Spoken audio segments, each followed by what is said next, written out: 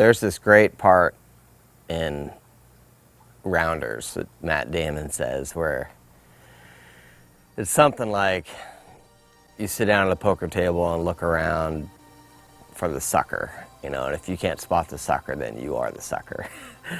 Yeah, we just came up with a plan too, Tom. Did you? Yeah. You interested? No. Alright. Too funny.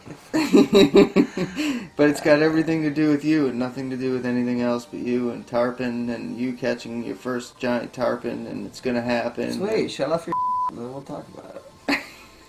Alright, I'll give you a minute to gather yourself. I put myself in that situation a lot when I'm fishing. I always want to go learn, and I have this fishing magazine, right? So I want to be as authentic as I can. I want to try these other kinds of fishing, not just for the magazine, because it's great to do that. I'd read a lot about tarpon and seen a lot videos, and nothing can prepare you for that size of a fish until you've actually tried to catch one. One of the first things I learned about tarpon fishing is that you leave ass crack early, way early. And if the light isn't up yet, it's like all of a sudden they might just be there. So you have to have your head in the game so right away, early in the morning. And my head's not in the game so much early in the morning.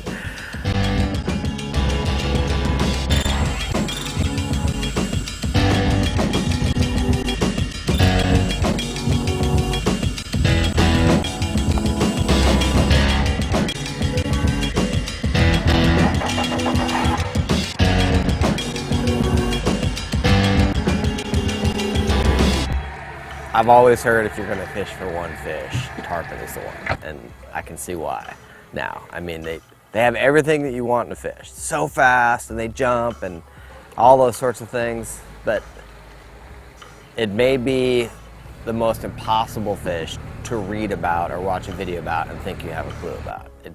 You have to go do it.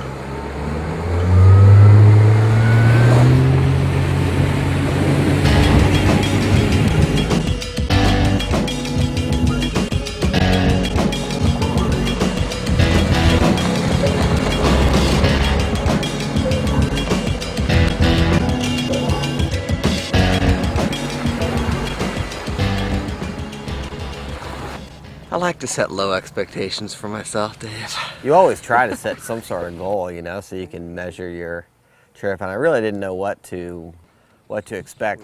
And how long's it been since you had your meat hooks on the last one? That would Big be one. never, actually. Oh, so you've never caught a big tarpon? Never caught a big tarpon.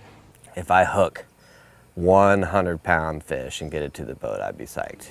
But then we had this discussion, you know, about me landing it myself and trying to grab it. Dave tells me if I land it myself, that's 2 hands in the mouth, under control, he'll get a mohawk for a month. And so I have this in my head about how I think it's gonna be. You know, you picture it playing out. I make this perfect cast and the fish eats and the perfect hook set and the thing runs. And I just fight it like a champion. And everybody's blown away with how great it is. And it goes nothing like that at all. Wait till he gets a little closer. Okay, good. Now? This side of him. Yeah. Left? Yeah, that'd be worse. I'll leave it. Flip it. It's Okay, slide it. Tick, tick, tick, tick, tick, tick, tick, tick, tick, tick, tick. Keep stripping. Strip. Slow down. Strip. And sometimes you're just like, this guy's gonna be really pissed at me if I don't get this next fish, you know? And you know it. I mean, they might not say it, but you know, you can tell that it's hot as down here. They're back there pushing or whatever it is that they're doing. And it's, you know, they want the payoff too, just like you do.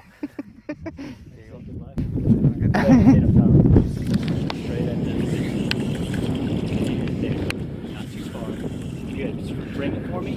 Slide. Stop. Tick, tick, tick, tick, tick, tick, tick, tick, tick, tick, tick, faster. Strip hard. Wait. Strip. Clear your line, brother. No? All right.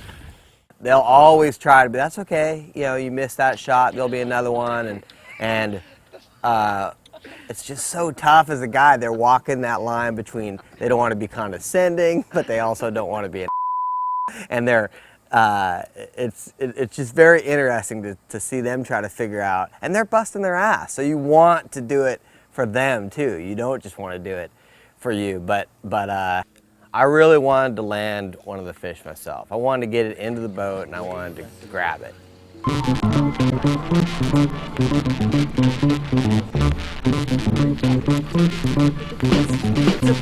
Good part, you got it.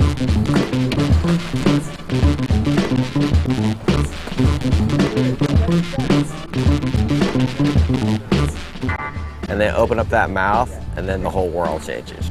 Everything that makes the tarpon just this sitting on the highest echelons of sport fishing become apparent the second you hook one. That's why everybody wants to chase these things and will spend their lives thousands of dollars doing it. Huge. You reach this point in a fight with a tarpon, and this is what happened to me. I'm just like, I think I can just will the thing Kevin, in. what do you think our chances of actually landing this one are? 100%, man. 100%. Grab in the face.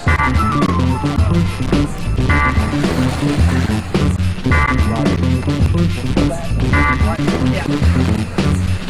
Come on. There we go. You're like crazy.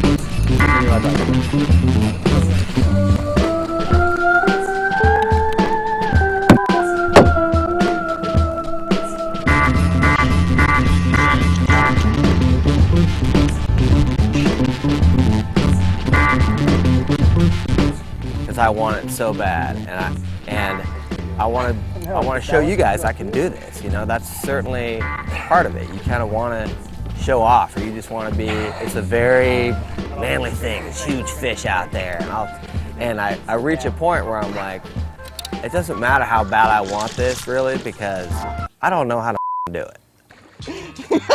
Nice use of foot. Nice, Tom. He's pissed. I don't know how to do it. I'm out there, the guide's saying, you know what I'm talking about when I do this? I'm like, yeah, I do, but I don't really.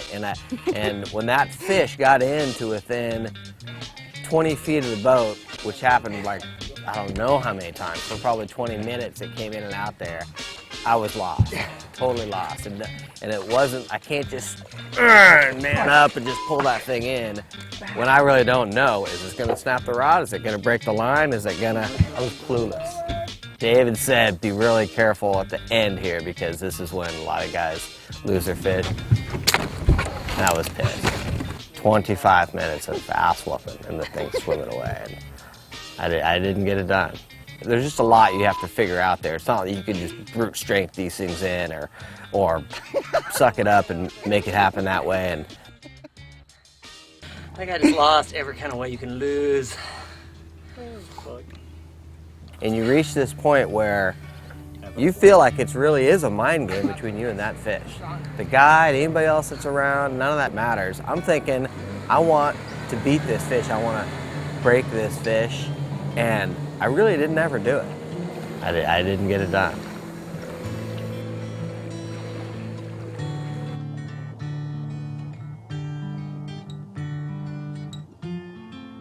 You ever use one, Dave?